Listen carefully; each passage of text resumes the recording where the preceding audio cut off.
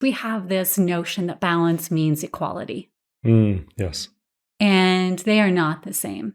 You look at a scale and you're looking to balance the scale. Half the time, you don't have an equal amount on one side that you have on the other. It is not equal. It is finding where things actually weigh out and feel in harmony for you, right? It does not mean equal parts, because that is never going to bring things fully into alignment for someone. We have to figure out what makes harmony and synergy for us based on what feels in alignment, in ratio in our lives. And that's going to be different for me than it is for you, because we are unique. Mm-hmm. So, like, a ratio of golf in my life would be going to see you play golf a few times per season. That ratio would not fit for you. It would so not fit for you. You would be miserable. You need to go play golf once a week. I would be miserable with that ratio of golf in my life. So we have to figure out the balance of golf in our life. Yeah. That's so important. But we don't start out talking about balance. We start out talking about, what is it that I desire my experience of this world to be? Yeah. And that is broken down component by component by component. And once we can firmly understand, right now, for this part of my life, this is what I desire my life experience to look like. It might be different a week from now. It might be different a year from now. And that's okay, because that's part of being human. As I learn, as I grow, as I evolve within myself, within my family, and within my community, that's going to change. Mm-hmm. Because that's the constant, right? Our consciousness shifts, our knowing of self shifts, and so things change. But right now, I have a firm handle on the experience of my life that I desire. And from there, then I can choose what I need to in order to create that experience.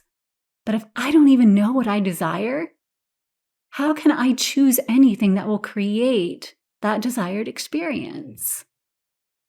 But most of us don't know what we desire. And so we have to start from that point. What do I desire to experience in my everyday work? Let alone a career. What do I desire to experience when I go in and I contribute to society every day? What do I desire when I am in a partnership, whatever that looks like? What do I desire when I engage with my family?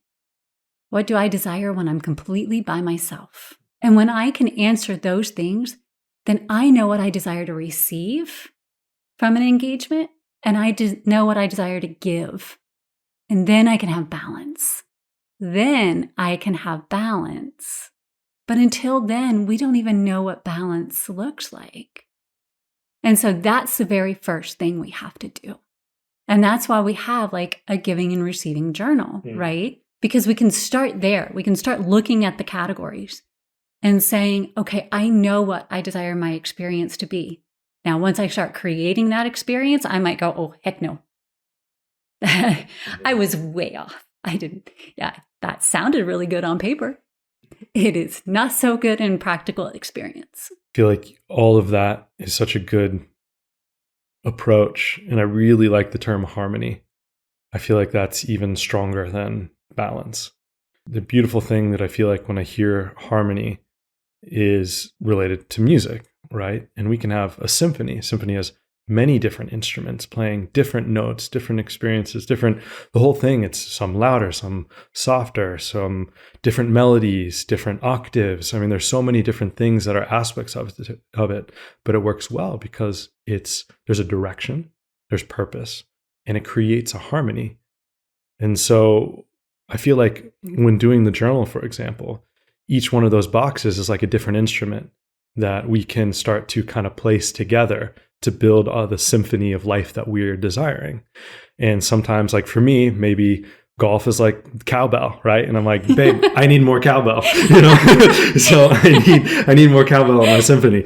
And so that's where we can really start to understand that giving and receiving is being in harmony. And so these different aspects of our life are the different instruments that then create the song or the symphony of our life that we're experiencing. And at any point, we can change the note. We can change the tone. I mean, that's what a conductor does. The conductor helps guide. Like, is it conductor or am I talking about trains? Okay. No. So I was like, wait, am I saying the right thing here? You're right.